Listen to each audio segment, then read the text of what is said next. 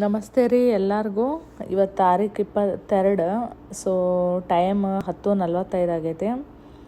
So ನಾ ಫಾಸ್ಟಿಂಗನ್ನು end ಮಾಡ್ಬೇಕನ್ನಕತ್ತಾನೆ ಇವತ್ತು, ಯಾಕಂದ್ರೆ ಸ್ವಲ್ಪ ಜಲ್ದಿ ಹೊಟ್ಟೆ ಹಸ್ಯಾತಿತ್ತು. ಹೀಗಾಗಿ ಸೊ ಟೋಟಲ್ ಫಾಸ್ಟಿಂಗ್ ಅವರ್ 20 ತಾಸು ಆಗೈತಿ. ನನ್ನ ಗೋಲ್ ರೀಚ್ ಆಗೈತೆ.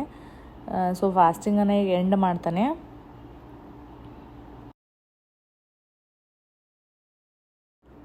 ಸೊ ಊಟನೂ ಮುಗೀತು ನಂದು. ಸೊ ಇವತ್ತು ಈಟಿಂಗ್ ವಿಂಡೋ 34 ನಿಮಿಷದಿತ್ತು.